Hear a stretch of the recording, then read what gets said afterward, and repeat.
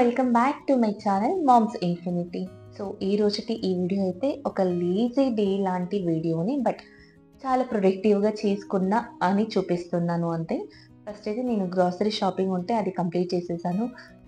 And ఇక్కడైతే Rishi intro చెప్తున్నాడు. But unfortunately ఆ క్లిప్ అయితే మ్యూట్ అయిపోయింది. ఈరోజు వీడియో ఏంటంటే ఇది నా ఓల్డ్ వీడియోని. ఆల్రెడీ మీరు వీడియోస్‌లో చూసింటారు ఈ థింగ్స్ అన్నీను. బట్ వీటిని ఎలా చేసుకున్నా అని ఇప్పుడు ఈ వీడియోలో చూపిస్తున్నాను. కొన్ని థింగ్స్ అయితే నేను ఆర్డర్ పెట్టుకున్నా. లైక్ చాలా అంటే సేవ్ చేసుకొని ఏది అవసరం అనే దాన్ని బట్టి నేను కొనుక్కున్నాను. ఫస్ట్ థింగ్ నేనైతే కొంచెం మినిమలిస్ట్‌ని. ఏది అవసరం లేదని చూసి కొనుక్కుంటాను. అండ్ ఇక్కడైతే నేను వర్క్ చేసుకుంటుంటే రిషి కూడా వచ్చాడు. అమ్మ నేను హెల్ప్ చేస్తానని. సో దట్ ఇద్దరు కలిసి చేస్తున్నాం.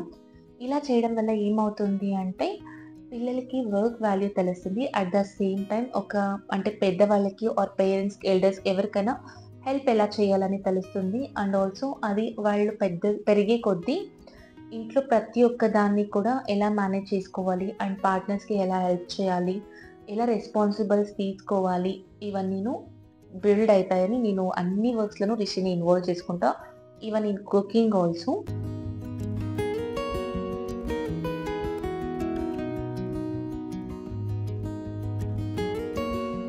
ఏదో ఒక రీల్ చూస్తుంటే ఆర్ సంథింగ్ విన్నాను ఒక స్టేట్మెంట్. ఒక ఫాదర్ వాళ్ళ ఆఫీస్ వర్క్ కంప్లీట్ చేసుకున్న తర్వాత ఇంటికొస్తారు కదా! ఆ టైంలో పిల్లలతో టైమ్ స్పెండ్ చేసే ఆ పీరియడ్‌లో అదర్ ఆఫీస్ వర్క్ అయిన తర్వాత ఆర్ వీకెండ్స్ ఆర్ ఈవినింగ్స్ ఏ టైంలో అయినా సరే office person are office calls వస్తే ఆ ఫాదర్ చెప్పేవాళ్ళంట. ఇప్పుడు నా బేబీతో అంటే నా చిల్డ్రన్‌తో టైమ్ స్పెండ్ చేస్తున్నా. నేను మళ్ళీ మిమ్మల్ని మాట్లాడతా ఆర్ మళ్ళీ మీట్ అవుతా అని. ఇలా చేస్తూ ఉంటే ఆ కిడ్ ఎవరైతే ఉండారో వాళ్ళు కూడాను సేమ్ నేర్చుకున్నారు. లైక్ వాళ్ళ ఫాదర్‌తో ఆ పిల్లవాడు ఉన్నప్పుడు, ఆ పిల్లవాడి ఫ్రెండ్స్ గానీ, లేక ఇంకేదైనా ప్లే టైమ్ అలా వచ్చినప్పుడు తను ఇమ్మీడియేట్‌గా చెప్పేవాడంట. ఇప్పుడు నా ఫాదర్‌తో టైమ్ స్పెండ్ చేస్తున్నా. ఇది అయిన తర్వాత వస్తాను అని. లైక్ మనం పిల్లలకి ఏం నేర్పిస్తామో డెఫినిట్‌గా అది మనకు రిటర్న్ అవుతుంది. నేనైతే ఇది చాలా స్ట్రాంగ్‌గా బిలీవ్ చేస్తాను. నేను కూడా అంతే. రిషితో ఉన్నప్పుడు మాక్సిమం కాల్స్ అవాయిడ్ చేస్తాను. ఇన్ కేస్ ఎమర్జెన్సీ ఉంటే తప్ప, లేకపోతే అస్సలు మాట్లాడను.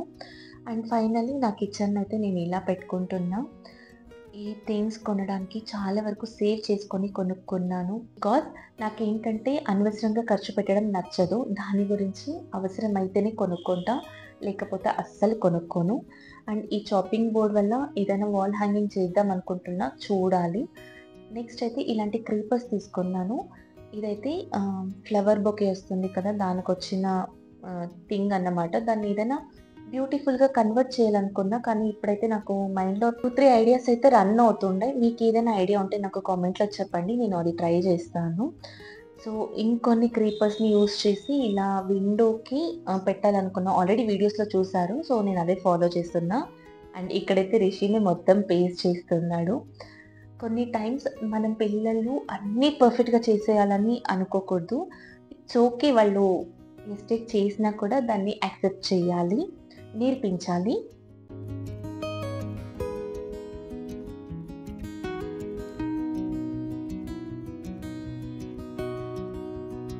అండ్ ఫైనల్లీ నాకు నచ్చినట్టు నేను అరేంజ్ చేసుకున్నా. ఇలా అంతా అరేంజ్ చేసుకున్న తర్వాత ఇలా మంచిగా ధూప స్టిక్ పెట్టుకొని ఆ వైబ్‌ని ఎంజాయ్ చేయడం నాకు చాలా ఇష్టం. అండ్ వీడియో స్టార్టింగ్‌లో చూపించాను కదా! కొన్ని గ్రోసరీ షాపింగ్స్ చేశాను అని. ఇప్పుడు దాన్నన్ని అరేంజ్ చేసుకుంటున్నా. ఆ థింగ్స్ అన్నీ ఆయా కంటైనర్‌లో పెట్టేసుకుంటున్నాను. లైక్ నాకేంటంటే చాలా థింగ్స్ ఒకేసారి తెచ్చుకోవడం అలా నచ్చదు. ఏది అవసరమో అంతే తెచ్చుకుంటాను.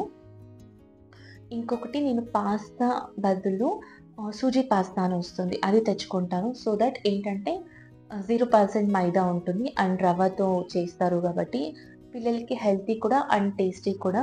నెక్స్ట్ టైమ్ ఆ ప్యాకెట్ దొరికితే నేను డెఫినెట్‌గా దాన్ని వీడియోలో చూపిస్తాను.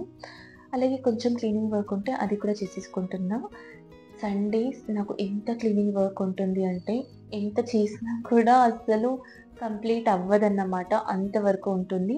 అండ్ కొన్ని సండేస్ అయితే నేను చాలా వరకు బ్రేక్ తీసేసుకుంటాను.